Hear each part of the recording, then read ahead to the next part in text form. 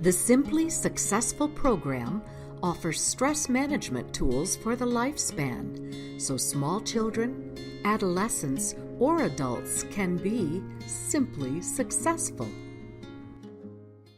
Hello, I'm Deb Timmerman.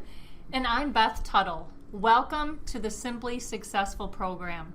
We teach stress management skills that build resilient kids, successful families, and thriving communities.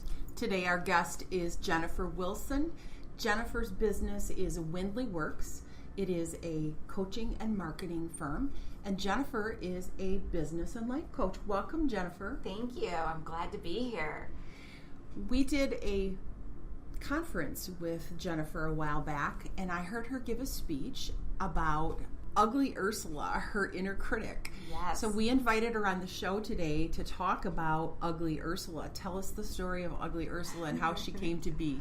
Oh, Ursula, that is the name that I use for my inner voice, the voice that beats me up. I was first introduced to this concept by one of my coaches.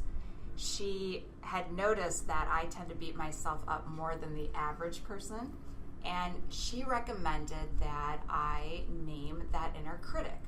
She explained that her inner critic was named Scarlett O'Hara from Gone with the Wind, and when she would get to beating up on herself, she would say, "Scarlett, I don't give a damn." And it would just stop that record of what we all do when we just say, "Oh, how could you do this? How did this happen?" And she said it works best if it's a cartoon character or something funny like that. I have to tell you, I thought she had lost it. It sounded a little woo-woo for me. But I know her to be very smart, and I thought, I'm going to stay open to this. I'm going to just see what happens. Honestly, within 2 days, Ursula from The Little Mermaid pops into my head. And Ursula I don't think that's even a movie that I had watched all the way through, but it made sense. So I quick Googled her, looked at her, and I thought, yeah, that octopus, all those tentacles, that she's so nasty. It reminded me of a lot of the female, my ancestry, and carrying all of the baggage of all the women in my family. I always feel that, and I thought, oh yeah, that makes sense. And then as soon as it all came together, I envisioned myself taking one of those tentacles and smacking her in the face with it. And that's what I do. Whenever she is beating me up, I visually just, all right, enough Ursula, when I catch her. It always takes a minute to catch that inner critic voice. But the minute I catch her, smack her right in the face and she swims off. And I can get back to what I need to do. I think all of us have that inner voice that sabotages us and tells us we can't do something or we're not good enough. Do you find that most of the people you coach, that is the issue? It's that voice that beats them up? Anybody that's hiring a coach they are committed to self-improvement, and they're critical with themselves. They're serious about self-improvement. They want to move forward. And so it's not uncommon, and because it's such a natural human tendency to put something humorous like this to it, I think that's why it works, because it just breaks us out of that cycle. If we don't break out of the cycle, we'll start analyzing that voice. Oh, yeah, and then we'll start believing it. And next thing you know, we're on the couch with, bucket of ice cream. Eating our cares away. Yes. You mentioned carrying the baggage, the weight of the world from your family. Yeah. How did those voices that you heard in your childhood impact your ability to be a business coach? I come from a long line of strong women, and my mom was a baby having a baby, so I knew my great-great aunts very well. There was a lot of them. I know my great aunts and my aunts. Everybody has an opinion. Everybody was very funny with each other.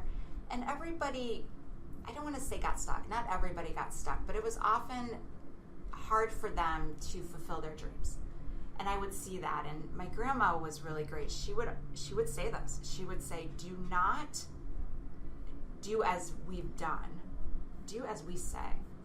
We're a smart group of women, and we've gotten stuck at different points. You're not going to do that. before I even knew how powerful that was, what she was doing. Wow, she sounds like a really sage woman. My goodness. And, now I know the value of that. But that was, the Ursula, for some reason, Ursula just represented all of that when I saw her. And yeah, being a business coach, it's easy. Women are one of my bigger targets as far as businesses go. I want to mention this. This surprised me. Men will hire me right away. They've decided they want a business coach. It's just whether or not they liked me, whether or not they clicked in that introductory section. They'll hire me on the spot. Women, it will take them forever. Once they commit to investing in themselves, they will continue to invest in themselves. So, no, it doesn't surprise me that this family history and these women that had so much potential and got stuck at different points didn't reach out for more help, and the fact that I want to fulfill that for them, yeah, it makes sense. I'm curious, why does it take women so long to commit? Should I pay for this because the kids really need X, Y, and Z? Should I pay for this because, we've got the groceries, we've got this much money on the credit card already? They'll find any excuse. It's worthiness. It's finding that worthiness. Now, what's beautiful is once women get it, they'll do the work. They'll make that coaching money matter. It's their own version of Ugly Ursula that's talking them out of making that purchase for themselves. That's exactly right. Yes. What's the big aha moment for women once they start coaching? A lot of women will tell me, how do you know this stuff?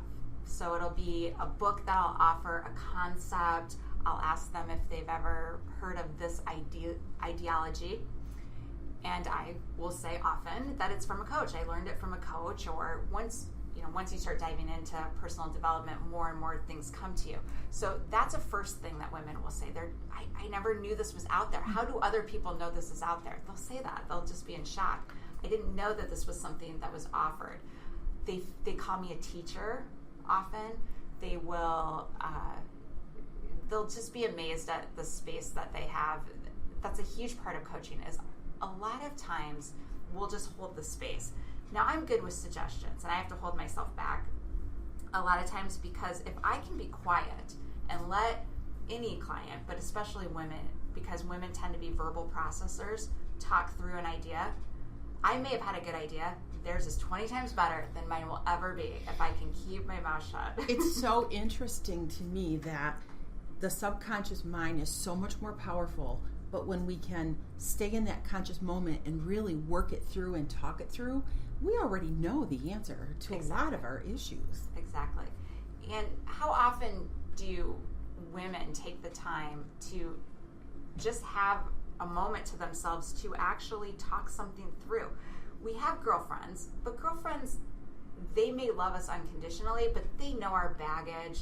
They're still thinking, okay, she said this before, what's different? You're still getting that judgment, even as a girlfriend. I know that. I'll catch myself doing that. I mean, I'm still a coach, but oh man, this girlfriend said this before. Oh, wait, get more into coach mind. I'll catch Ursula and stop myself and say, okay, give her the unconditional support.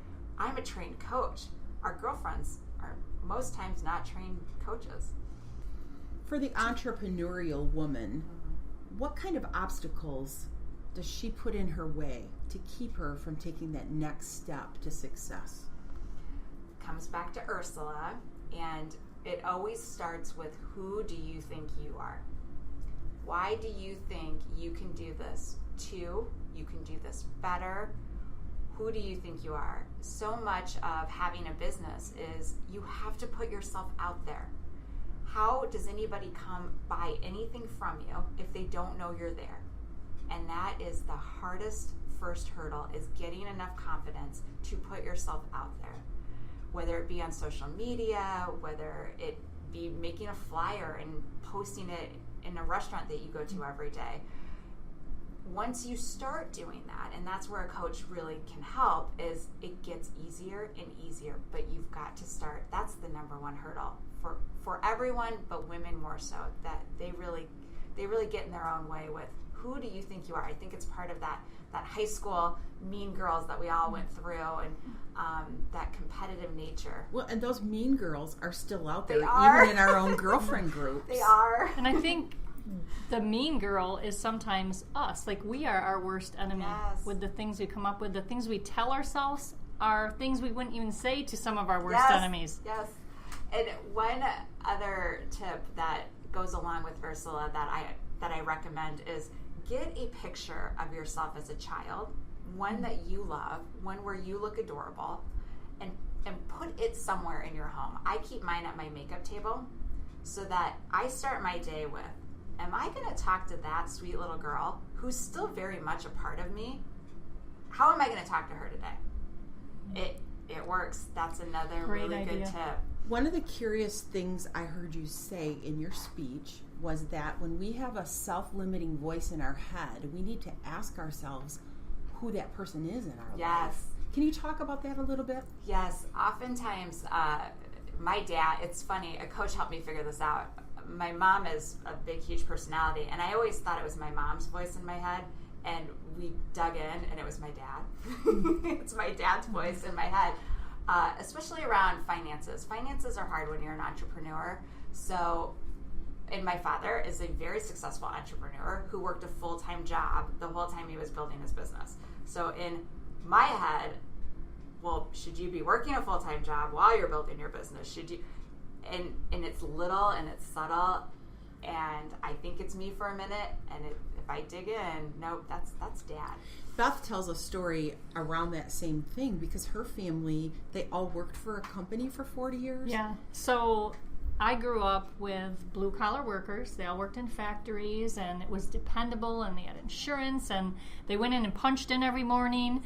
So when I was looking at being an entrepreneur, my parents panicked. They were like, but it's not dependable, and you don't have insurance, and what are you thinking, and what if it doesn't work? And so then for a while I thought, gosh, do I do this? Is it going to work? What if I don't have insurance? What if it... So all these questions come flooding in, and you doubt yourself. Mm-hmm. And you have to just find that space, or a coach, which is exactly why someone would hire you, is that helper, that someone to walk you through and help you understand that these are not real. These are beliefs that you took on from your parents, and you can create new beliefs.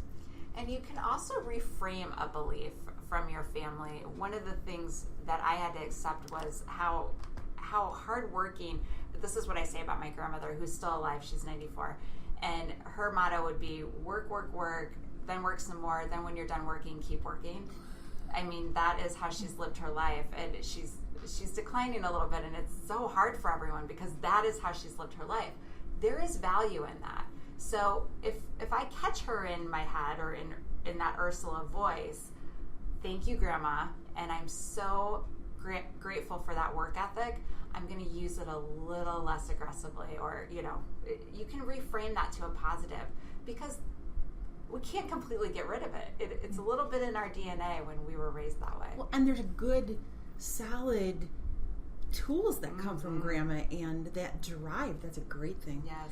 What words would you have for someone who's considering being an entrepreneur? What should they do? What's the next step? So the first thing, if you've got the idea, is you want to start building comfort and confidence around it. You want to start posting articles about your idea on your personal social media. Start creating yourself as an expert. Study it, join groups, be a part of it, get involved. That first hurdle is always going to be confidence. So where do you start dipping your toe in? The sooner you start, the faster it will become more comfortable. Every person I've worked with who's an entrepreneur has said, if I only would have started sooner. So Jen, if they want to hire a coach to help them through the process, where do they contact you? You can find me, my website is winleyworks.com. That's WINDLEY works.com. And my phone number is 269-366-0021. Thank you so much for joining us today. We've loved having you as a guest. We'd also like to remind our listeners that our stress management tools are available on our website at simplyworks.com. simplysuccessfulprogram.com. Again, that's simplysuccessfulprogram.com. Thanks for listening.